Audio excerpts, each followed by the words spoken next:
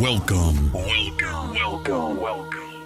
to the Performer Radio Show. Each week, we interview some of the most interesting people in the fashion and entertainment industries. Fashion and entertainment industries. Beautiful models, singers, comedians, dancers, fashion designers, actors, beauty queens, and many more.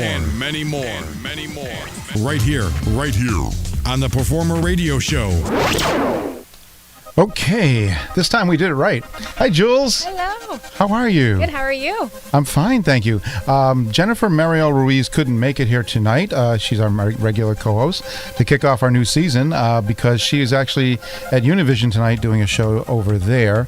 So I want to wish her well with that. So kind of schedules collided, which it happens once in a while.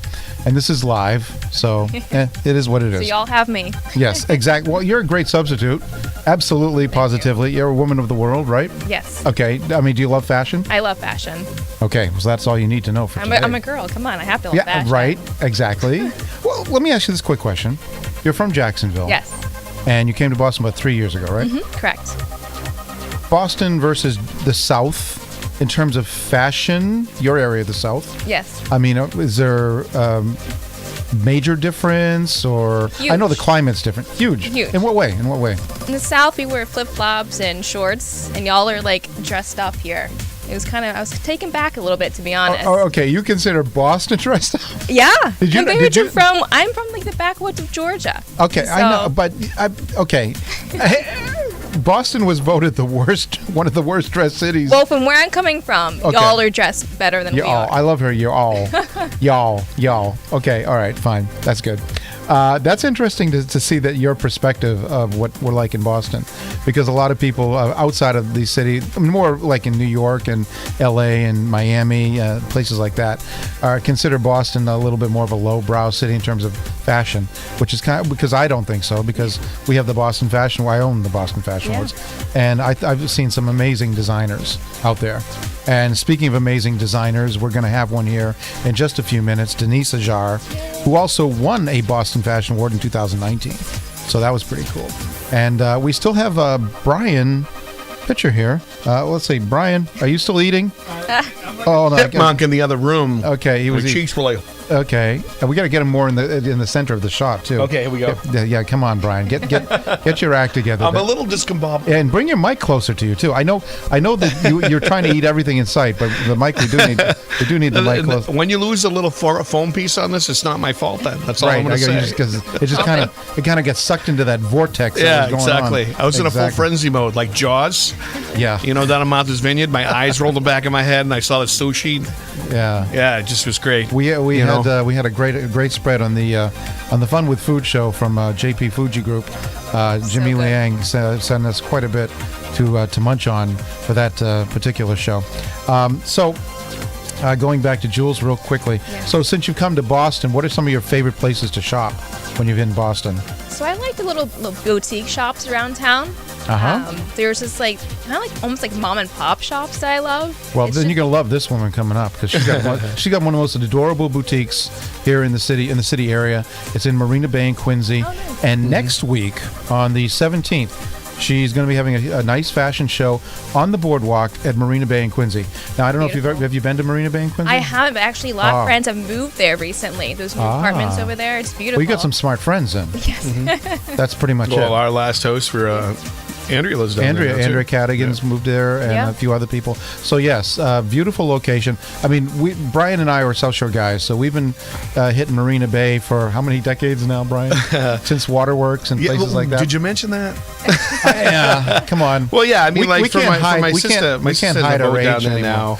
You know, I grew up on that waterfront. I grew up right. going on the islands as a kid. You know what I'm saying? And having the bonfires and striper fishing out there. And it used to be just like flatland. That used to be a giant warehouse area down there. There was nothing down there. Well, little known fact, when Tom Brady first came here, he lived there. He had a condo. Oh, there. yeah. Mm-hmm. So it was party time for Tom Brady. He was the Gronkowski before Gronkowski was. Yeah. That's true. Yes, him and his crew were always up at Waterworks in Quincy. Right. A lot of the Patriots players until I think it was Bridget Moynihan settled him down a little bit. Yeah, and then Giselle took over and kind of really nailed the coffin shut. Yeah, absolutely. Pretty much. But I mean, it's a beautiful place. Yes. To think that it was a naval air station for a long time. It was an airport. Then it was a swamp. And like, you go down there now and it's like, wow. Isn't it amazing what they've done down there? Yeah, it's amazing. And really, you could, if you're like a Tom Brady, you could probably throw a stone across the water and hit Dorchester, pretty much. So that's a great location there. A lot of beautiful boats. Now, of course, gorgeous restaurants, and now gorgeous townhomes and all kinds of great places. It's only get better, and the traffic is there. Like we were down there, and it's like. That's where the people were at. They weren't on Newberry Street. They were down there on That's the what we're going to talk about after the break. We're going to talk about that after the break. What's life been like during the COVID years? COVID years. Oh, God, no. Gosh, don't COVID say that. months. Don't say COVID that. months. Yeah, Did you just say that? I know. Mike, come on. Well, it feels like years. So. It does. Well, okay, it does feel like years because every day is Groundhog Day. People have been stuck in their houses for quite a while, or whatever, huts, whatever, for a while. It would probably be better in a hut. I don't know. Okay, so we're going to come back after the break. Brian's going to eat some more food, and we'll be with Denise Hajjar, fashion designer, boutique owner, and we're going to be talking about that stuff in the COVID era. Okay, is that better? All right. Good night. We'll be right back, folks. Era. The COVID-19 era. COVID All right, times. bye-bye. We'll be back in just a few minutes. Get it.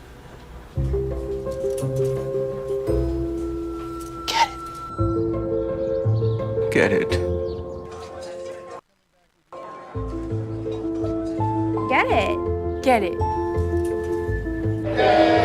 Get it.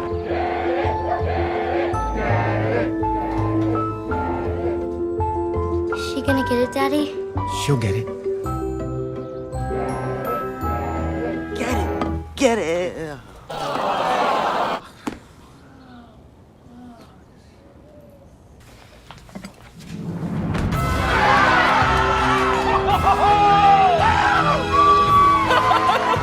When you bring home a Goodwill find, you give your whole town a reason to celebrate because you're also funding local job training and placement programs in tech, healthcare, and more.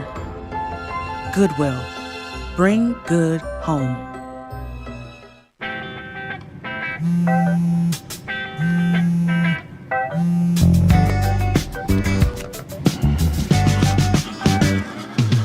Baby, you see, you're so right for me.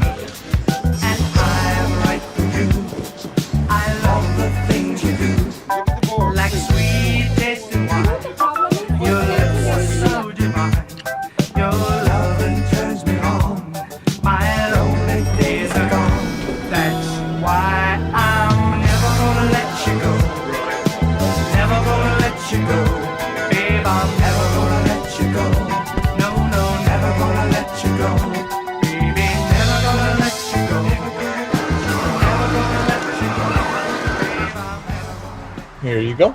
Thank you. Thank you.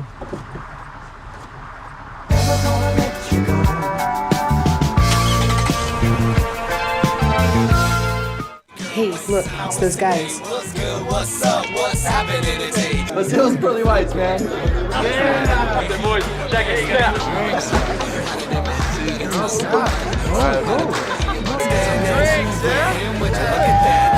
Stand up, do my terrorists, gon' compare us. Go!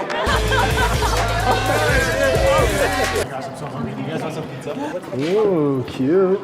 Are you good to try? I'm fine. Hey girl, what's up? What's the name? What's good? What's up? How many did you have? I should be fine. You should be. Sir, go and step out of the vehicle for me. Yes, sir. See ya, buddy. Today, Sean's got a hearing. We'll see how it goes. Good luck. So turns out, buzz driving and drunk driving, they're the same thing. And it costs around $10,000. So not worth it. Okay, we're back, and we got let's see, we got what 10 more. Okay, how many more? how many more days till the end of summer? Was it 10? or 11, 12, something like that? I don't. Every day is Groundhog Day. I don't know what day it is, Mike. I think. Okay, today's the 9th. So, okay, I think we have 12. So 21st, right? Oh no, this year it's the 22nd. So okay. Yeah, we get 13. A longer summer. Lucky 13. Okay, yeah. All right. So I want to actually, because we're talking about COVID and summer and how things have been effective. So I'm wondering how things are going to change, as the seasons go on. I mean, we talked about the restaurant stuff from the previous show, but now we're going to talk about how it is for boutiques and retailers and stuff like that. So I want to welcome Denise Hajjar. Denise, welcome to Performer Radio. How are you doing tonight? I'm doing great. Thanks for having me. Thank you very much for coming down. The camera's a little up, but don't worry about it. It's a little tilted, but it's our day. It's the day Batman. we're having. It's the day we're having. We didn't have a lot of time to set up, unfortunately. So I really want to quickly say, Denise, I've known for quite a few years now. I mean, she's been in the fashion scene in Boston for a long time. I'm trying to make you say you're old, but you're established. You're a veteran. You're a veteran. You're a veteran. Now, you had your shop recently. Up at the Assembly Row, correct? Well, that was just a temporary location. I was really in between moves, and it just gave me an opportunity to finish out some orders that I had while my current space became available. So. Okay, and how long were you there for like a year or so, or? Less than a year. Less than a year. I was really moving from the Intercontinental Hotel. Oh, okay, that's where you were before that? That's where I was, and then for 7 years before that, I was at the Fairmont Copley Plaza Hotel. Ooh, nice. That's nice. And it was great, yes.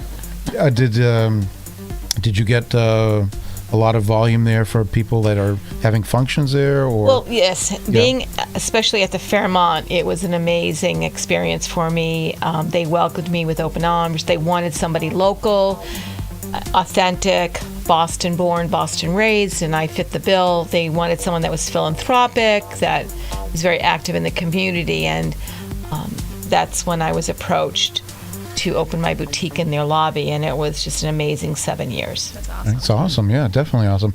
So now, okay, you've been on the scene for a long time. In your eyes, how much has Boston fashion changed during the years, or what's been noticeable? So I'm very proud of the city. It has totally grown and exploded. When I was a student back in the 70s, there was nobody. There was only like 3 designers max. And then a few of us who graduated decided to also stay and try to kind of make our mark and try to make it work, and we did it. And then all of a sudden it just started to mushroom. Like all these young kids that were coming from different areas wanted to stay in Boston and start their little businesses, and I'm just so proud that I decided to make it work here too. That's excellent. So when you first started getting in the business, what was your inspiration? Did you decide you were going to be a designer like way back? Or did you kind of grow into it from something else? What's your backstory? So my backstory is that I'm half Syrian and half Lebanese, and my Syrian grandmother was a designer in Damascus, Syria, and she would design and make clothing for all the French women. And she taught me how to sew using my Barbie dolls. Yeah, she couldn't speak any English, and she would be teaching me, and then I got old enough to sew with a machine. I used my mom as a muse, and I started practicing on her and making clothes for her, and then making clothes for all the other girls in school, and then my mother's friends, and then I went to fashion design school, and that, just kept going on and on that way. Well, that's amazing. And as a young girl too, to learn that when you're younger, and it was passed down to you, that's the story. Exactly. I mean, that's where the meat and potatoes are. I see now people, even kids, are now starting to get involved in fashion too. So not only just being here, you're also an influencer by being one of the designers that have been here for a while. So that was very important to me. When I started growing my business, there was no such thing as mentoring or internships. That didn't exist. So I kind of wanted to do that and give back and share my knowledge. As I grew and became more experienced, I wanted to share that, and I wanted to spread that knowledge. And so I kind of always believed in taking in students who wanted to pursue that and doing internships and Now you get younger girls that want to do it. And I suggest what they should do in the beginning to see if they really like it. Because it's never what you think it is. It's never what you think it is. Oh, you mean work? Just a little. Yeah. And Just a little. so it's by doing this and exposing them to this, they get to really see it's an eye-opening world to see if this is what they really want to do. Well, I think we should have more businesses here. I think more businesses should be owned and operated by independents, And here in America, we have the talent, It's like, so why don't we cater to, growing artists?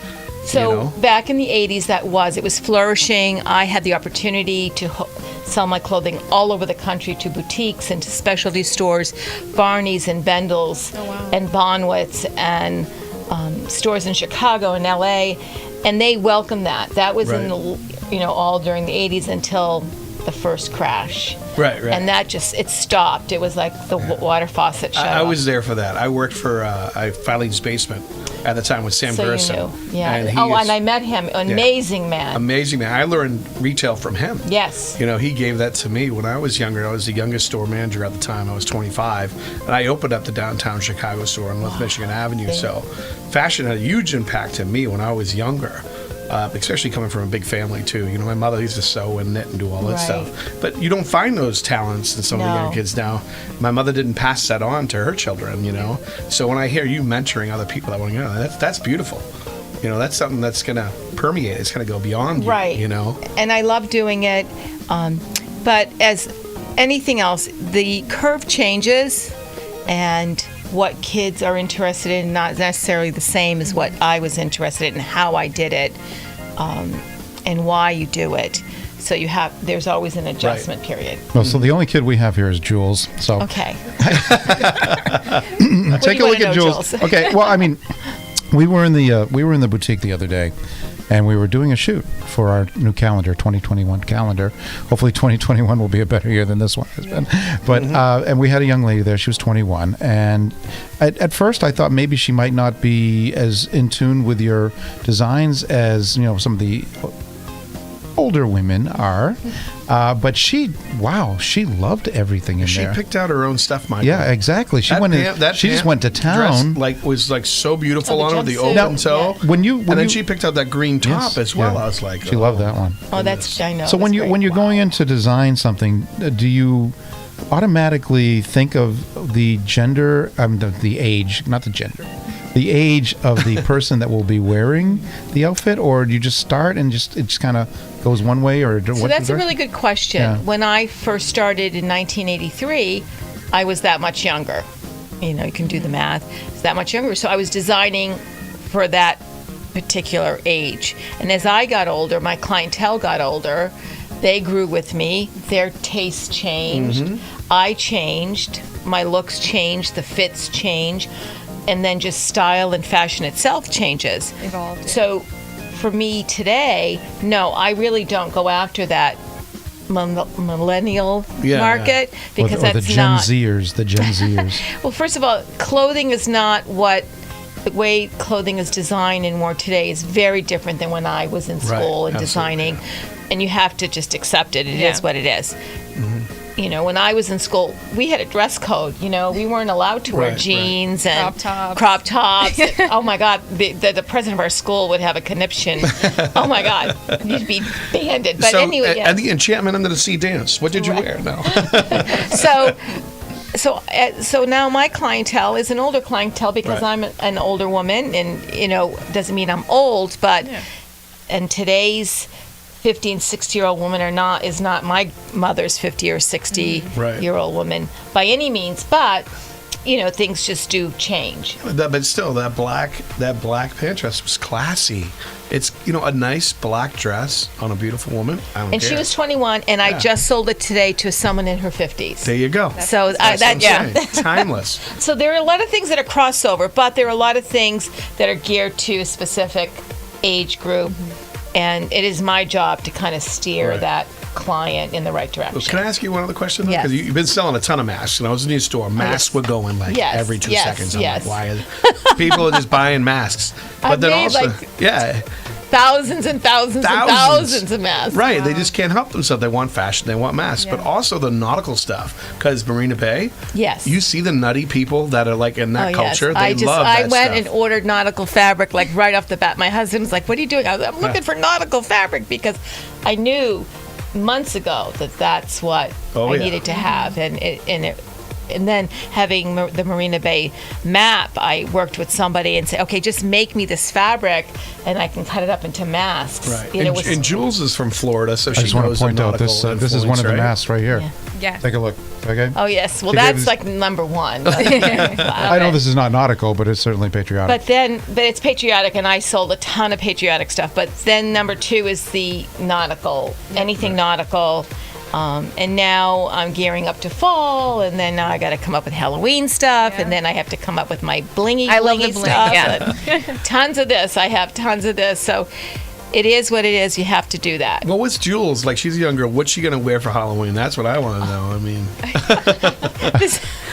this year is just so off. I don't know what's going to happen, but I know I'll be selling masks because that's one thing people can do and have fun with. Right. If they're not going to be able to go to a party, they can at least wear a mask. Yeah, it's accessory. Yes. It's like your purse. It's not an accessory. Exactly. And the women are coming in saying, oh my God, I can't believe I'm actually buying masks to go with my outfits. But it's they true. have to. And if you watch the news and you follow the news, we're going to be wearing them for a long time because of the testing is at a halt right now, and the vaccine is at a halt right now. So, we've never looked better, Brian and myself, since 2020. You wear a mask; it doesn't show my jowl. Yes, exactly. We look like 10, 15 years younger. Yeah, there you go. But you know what's funny? You're talking about how change and how designers change, and that's what makes them successful. Managing change in your career and in the direction of how fashion works. Now, I read, because I'm in the news about reading about fashion, there's a designer that wants to take away the seasons. He doesn't want designs to go by seasons anymore. He just wants to have fashion. I don't think this person lived in New England. No, he's an Italian designer. Yeah, that's what I'm saying. You'll have to go look it up. But he's a big one. We can't. And he I'd love to see him try and wear some of those summer fashions in the middle of the winter. From all that fashion, because he says we shop now as a world. So Australia has summer, while we have our winter. Right. So he's like, designers really got to be online and sell stuff online and reach out around the world and stop going by season, because every season is different depending where you're at. Yeah. And I can understand that to a point, because if you are a global designer and you are selling around the world, and the world is different seasons at the same time, for someone who is in that position, they can do that. Someone who's a smaller designer who designs locally for their neck of the woods, not so much. But I could see that happening, because people also live in different parts of the world at any number of, people. There are some people that have homes here, there, and everywhere, and they want to have clothing that they can get at any time. And that's the evolution anyway, because fashion really, the rule of not wearing white after Labor Day, well, that's out the window. You can wear white anytime you want, and suede shoes anytime you want. And so I can see that happening. What's your favorite season to design for? Well, you must have a favorite. I do have a favorite season for there's specific reasons. I love designing for fall winter because we have a longer season, and women spend more money on their fall winter clothes here. They'll invest more money in the fall winter season because it's a longer season, or they did. Our summer season, unfortunately, is very short, so they don't put their dollars. Smart. Huge. Not only that, I mean, it's like you don't want to be as dressed up during the summer. Right. It's a quick, they buy, several items, and then that's it. But with winter, it'll go on and on and on and on and on. Plus accessories and everything Exactly. else. So that's why I love the fall winter season, because it just allows me to broaden my design line that way. Sure. So Jules, when's the last time you went shopping? Oh gosh, not recently, unfortunately. Not recently, unfortunately. No. So that's just prove my point, or just prove Denise's point. You don't do as much shopping in the summer. Summertime. But would you shop online? Because the culture is changing. You know. So, and I want to say something to that. Sure, go Your ahead. generation will buy online all the time. I mean, the younger generation does because they want fast, quick, easy, and expensive. The clientele that I sell to, because I hear it every day, they want to come in and touch and feel, Of course, yeah. and try on. And it's not so much the money; that's what they want to do. And the so experience, it's refreshing too. see for someone like myself that has a boutique and that caters to the client. They love, and they said it's so refreshing to be able to go in 100% and try the agree. clothing on and get catered to and service. For sure. I 100% agree because I saw it live when I was in your shop. People were like, "Oh, I can go in and touch things." Yeah. And then you had jewelry from you partnered with someone to do the silver jewelry that you had, Yes. and they were just going in and pouring around. They were like, "Oh, this is like foreign," because they haven't done it in a while, and Right. they were just happy. Right. Yeah. And I want to make it a beautiful experience for them. And being a small business owner for almost 40 years, I understand that because I like that. The times that I get to go shopping for whatever, I like that. I want someone to help me and is knowledgeable and cares about my decision making.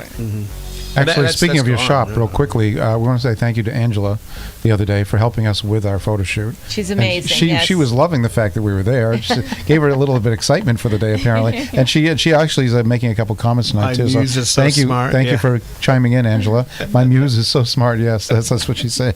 So yeah, another feather in your cap, Denise. So let me ask you this question: the fashions in Boston. I was alluding to this earlier. How much have they changed over the years, for the good or for the worst?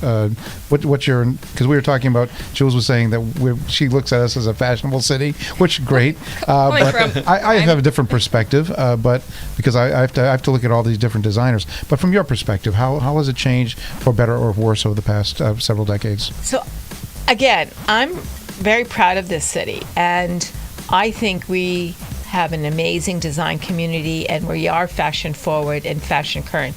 We get slammed a lot because we're so close to New York, and that is the number one reason. And so they don't think anyone else can design other than New York. Well, that's not true, and that's why a lot of designers have stayed here, and they've proven. And you've been to enough shows, you've seen them. They are amazing designs out there, and I'm glad that the torch is being passed on to them. You know, LA is a great city, Chicago is a great city, Miami's a great city, Dallas, but they all have their own looks and they all have their own little niches and stuff like that. But because Boston is so close to New York, that is why. But I don't think that anymore. I really think we're fine. We're handling it. I think a lot because of this COVID, it's helped us because people can't travel as much, and so they are searching for more local. Well, it's a different feeling. Like, I mean, Sam Gerson, I worked at him. His thing was what he was known for was suits. And you'd go down and you'd get measured. There'd be three guys down there in the basement, all from Italy, and they measure you inseam. They take your bust measurements. They spend some time with you, and after you were done, you felt like, wow, this suit, I mean, it was made for me. Whether it was a Grupo Git or Armani or Versace. I had a $50,000 wardrobe when I was 27. I just loved men's suits. I mean, I just dressed up every single day to go to work. And there's a different feeling with that. Like you have a piece of someone when you go away with that. Exactly. And I knew my tailor by name. Let's be honest, Brian. How many of those suits fit you now? They don't, Michael. I know. Thanks for pointing that out.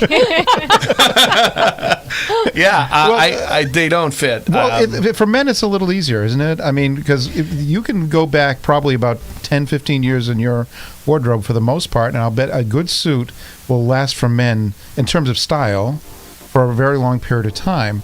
But for women, it's a lot tougher. I feel bad for you ladies. Well, because you really have to change out quite a lot. Yeah. Jules, how big is your closet? It's a good size. It's a good size? For Boston size, it's a pretty good size. It's much bigger than it was in Jacksonville, right? No, Jacksonville was bigger. Oh, really? The apartments are small here in Boston. No, I wasn't. I'm just talking about the amount of clothes that you have in general. I had more in Jacksonville. I had to get rid of a lot. You did? Okay. Well, I mean, some of the stuff probably didn't translate to Boston well, right? Not too much. Yeah. Can't wear bikinis and flip-flops. Well, that's what I'm saying. But yeah, try walking down in bikini in the middle of January. Causeway, yeah. Yeah, exactly. Well, that world is changing too. A lot of people are not taking our old clothes anymore because they used to make pillows and blankets and everything out of the used clothes that we had. China doesn't want them anymore because they're making the fabric cheaper in their country. Right. So we can't even get rid of our old clothes. Like, Right. I mean, I recommend that you give them to like the Goodwill or something like that. And I totally donate. Endorse that. And I've partnered with so many local places that are in need for that, for people that need them that can't afford to go. North Shore, there's 40 South million Shore, people yes. unemployed right now. Right. Yeah. And if I was sending my kids back to school, you better bet I'd be wearing my brother's older shirt from the day before that. So I mean, there is definitely people you can give to. Do you? How would you describe your designs overall, Denise? So I've always said I'm classic contemporary with a twist. I try to use really beautiful fabrics and then create some classic designs that have interesting details and that have longevity in that. People constantly are coming back to me and saying, you made this for me and I still wear it, or I had it tailored and so I could wear it again, because shoulder pads go in, they go out, the lengths change, things are more fitted, less fitted. But I take pride that I always use quality fabric and the real attention to detail and fit. That's great. And overall, what would you say is the average price range, for per an item, or give or take? That has changed quite a bit. In the heyday, women really spent, when they were, for the workforce, they spent a lot of money on their clothes, hundreds of dollars per outfit. My dresses, up until about 8 years ago, I could get $350 a dress. Yeah. $500 a dress. Now that doesn't exist anymore. I had to accept that just all changes. They don't want that kind of garment. Yeah.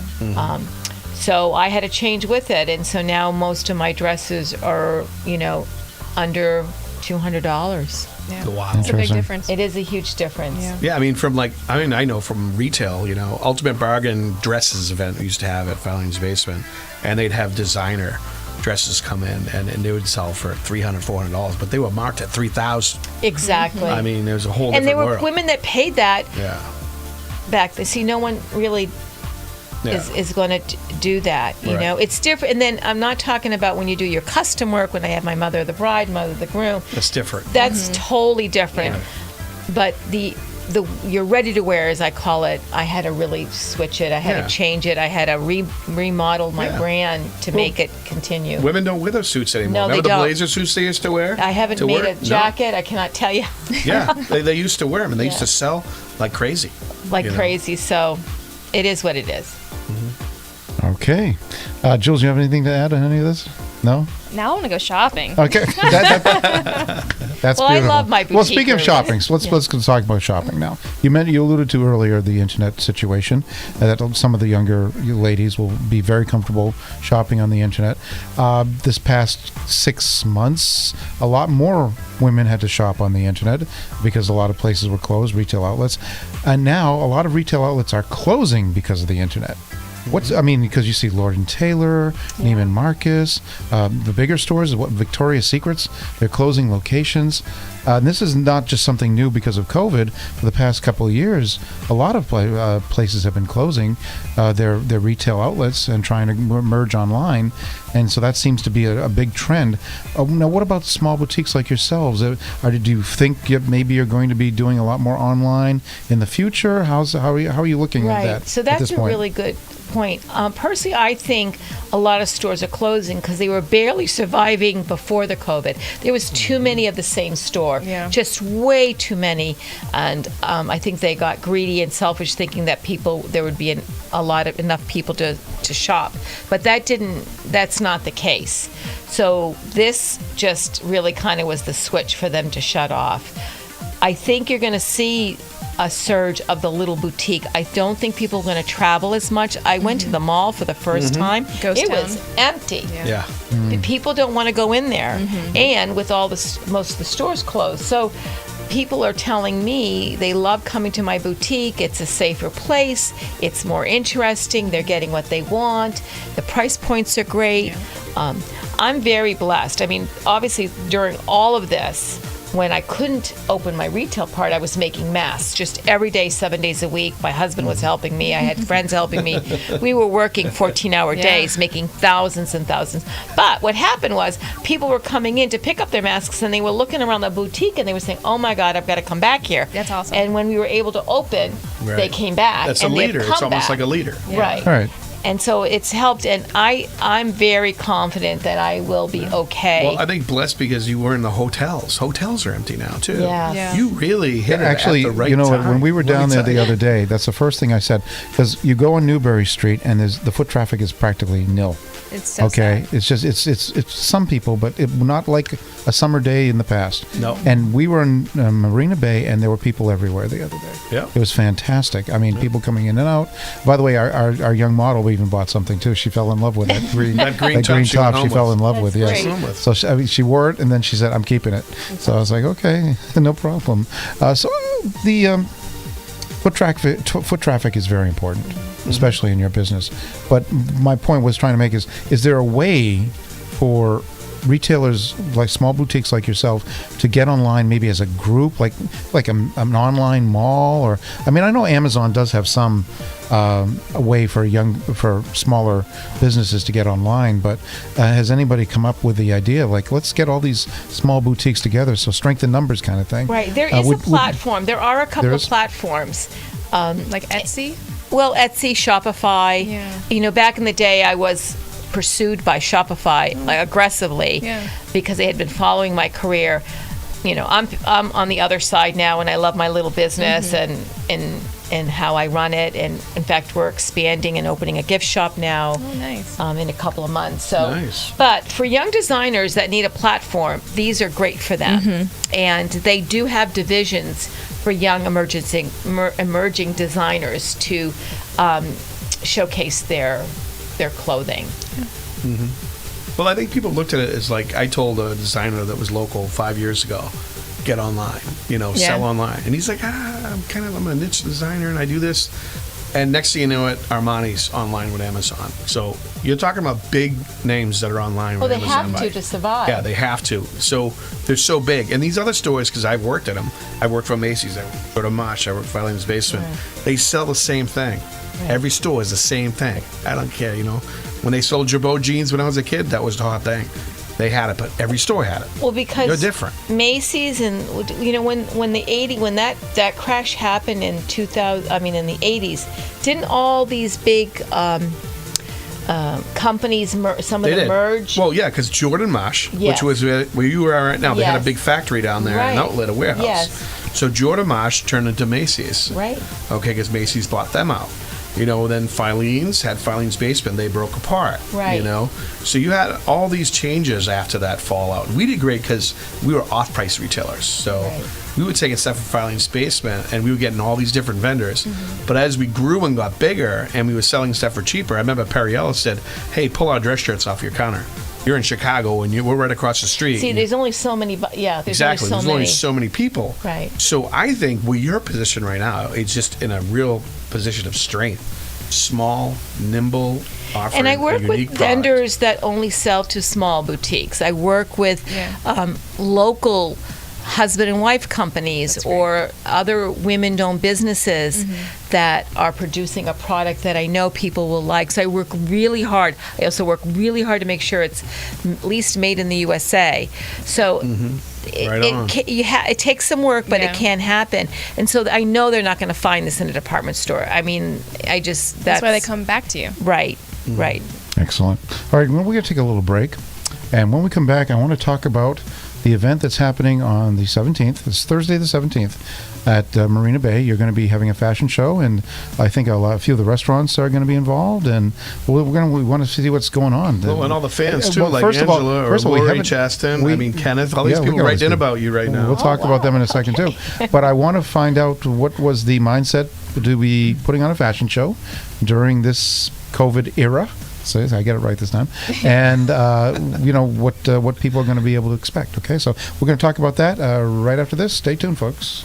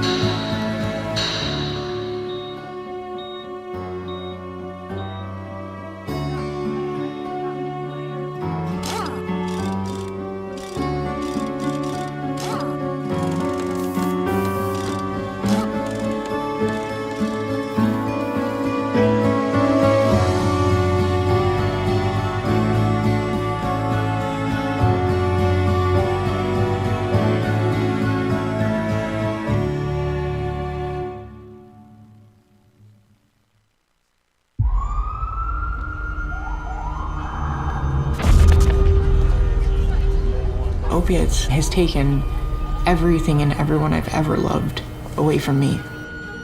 Everything. All I did was dance. I was being scouted for a scholarship.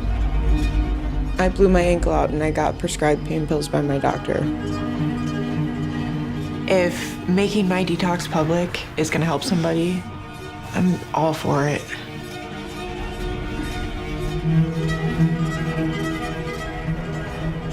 Is there any medicine that I can have right now? I'm cold sweating really bad.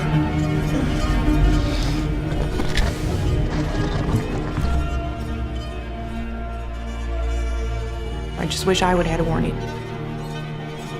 Opioid dependence can happen after just 5 days. Know the truth, spread the truth.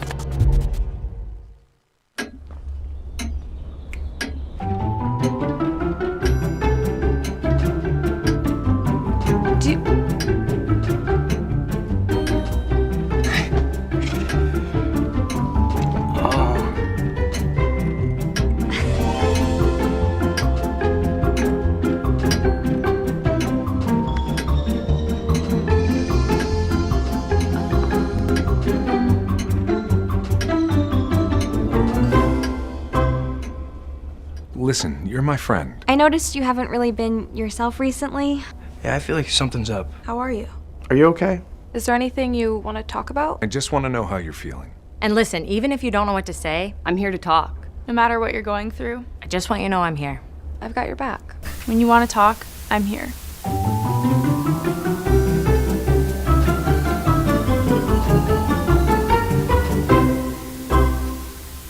Okay, we're back, and with Denise Hajjar, fashion designer, boutique owner in the Boston area, and you've been really going at this for a long, long time. So people should look up to you and say, yes, I want to be Denise Hajjar someday. And the boutique is absolutely lovely. It's on Marina Bay in Quincy, Massachusetts. And if you haven't been down there, get down there before the season is over, because there's nothing better than spending a day by the sea, having a great meal, doing a little shopping, getting some fresh air. You know, a lot of us haven't been able to get outside. So, get out right now before we get inside and we can't get out for another 2 or 3 months, 4 months, 5 months, whatever the case may be. And I'm not just talking about the weather either, folks. So now next week on the 17th, Thursday night, you're going to have a fashion show. And whose idea was this? Was it yours, or somebody at Marina Bay came up to you and said, let's do this to get some more people down here during the end of the summer? Or what was the story behind that one? So good question. So originally I was going to have my opening in May. Open a peak and celebrate the boutique, and it was going to be a fundraiser for a different charity, and these ladies came to me and we were going to partner, and then that all went kibosh. And so nothing happened. And then Donato, that owns Victory Point Restaurant, he knew about it. I mean, we're good friends, and he said, why don't we do something? Let's do something this summer and make something happen, and we'll involve all the restaurants. So it just sparked me to say, okay, let's try, awesome. Let's do it. And I approached the owner of Ciro's and Port 305, Chrissy. And she said, Denise, I'll do whatever you want. You know, I see how hard you're working. And then Donato asked the owner of the Real House, and we had one meeting. We all said, okay, what is it going to take to put this together really quickly? And I said, why don't we do it for the local first responders, because that's home and it's local. We want to keep it local, and we want the community to come out. And we put together the Evite. I sent it out, and oh my God, the response has been amazing. That's awesome. So is this open to the general public, or is Well, there tickets? How's this all working? It's sold out. It's sold out. That's fantastic. It's sold out today. I That's can't believe it. fantastic. People are just wanting to get out. Yes. I had to apply for a permit. I had to write it all out. I had to explain to them how we're going to do it. They were very appreciative that we were taking strict caution in how this was all going to be. But I think the advantage was that it's because it was going to be outdoors, and it's 5 businesses getting together, and it was on the boardwalk, so there's enough space. You know, it's not going to be crowded. 6 feet apart, tables that are 6 feet apart. And we wanted to introduce our guests to all the restaurants, and then I'm going to do the fashion show for my boutique, showing the fall collection. That's exciting. With my favorite models that have been working for me for years. And I'm going to have the music done by Denise Hajjar, who's worked with me for years. So everyone is just all on this energy high and buzz. Love it. And yes, literally, we are sold out. We sold 40 tables, so so 240 people. So I'm just so happy. You actually reinvented a great thing. How is this set up, though? How is this set up in the Marina Bay area? How are you setting all this? So there's going to be tables on either side of the boardwalk, starting from Port 305 all the way to Victory Point. Okay, so you basically created a runway with yes. tables. And the girls are just going to walk in rotation, just start rotating around, never stopping, you know. And I'm going to, each girl will be cute. We'll be on a headset. I'll be talking to Denise. She'll, my other, the people that work with me will be sending out the models. Each, we'll have it all timed, and because I've done this before when I did my show with the Intercontinental, it was similar. And it'll just, and we're going to do it before sundown. I already know what time sundown is, so the show's going to start and end, and give or take. all of that. So, and then all the restaurants are going to have appetizers representing their restaurants. We're going to have red wine, white wine, water.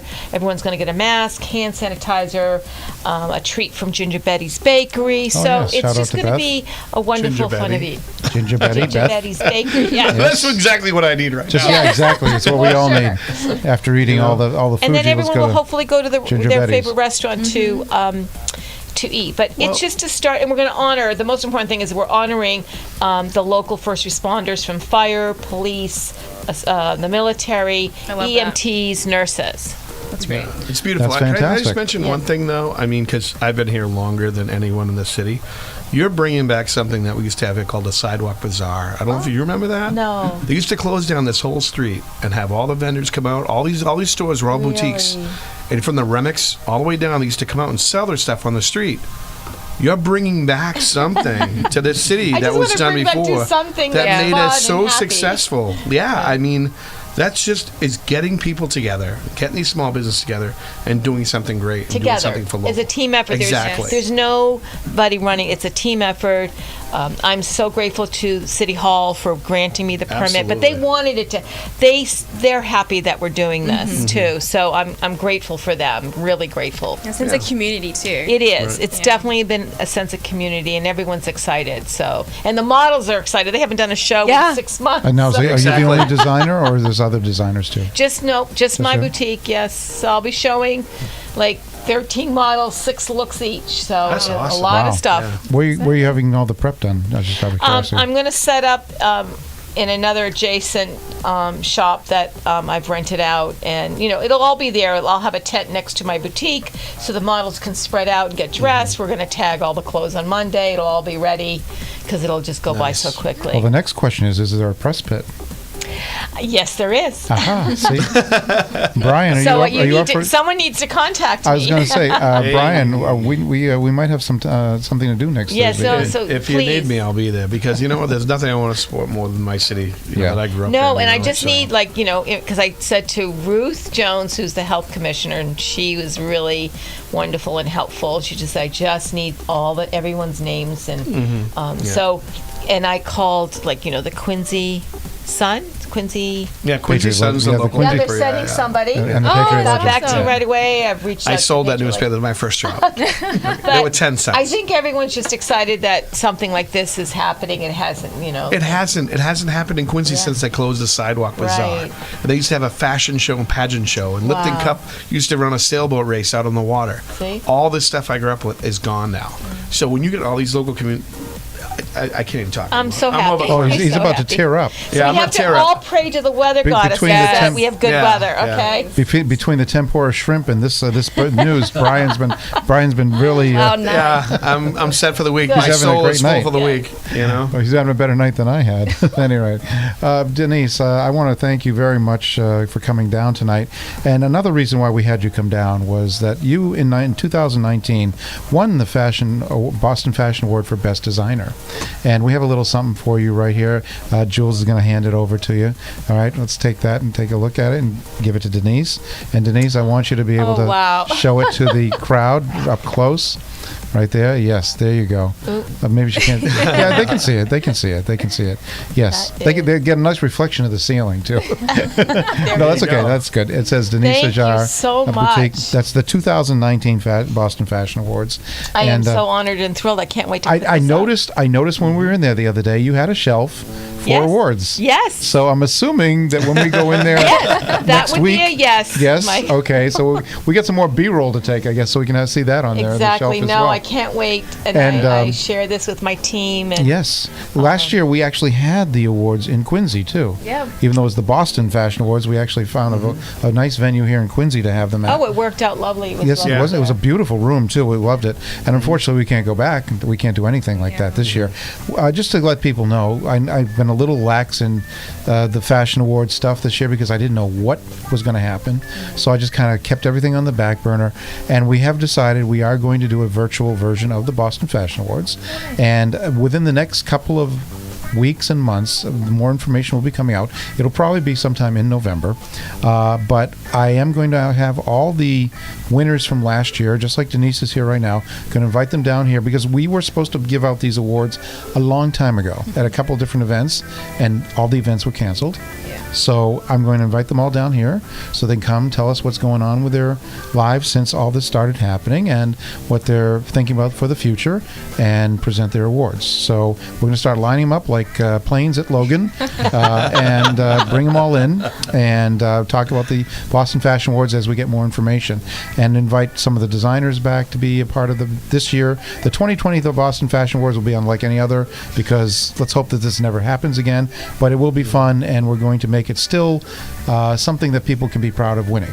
That's the most important part. Because a lot of people that have won the Boston Fashion Awards have gone on to bigger and better things like Candace Wu, a whole bunch of them. Michael DiPaolo is out in L.A. now.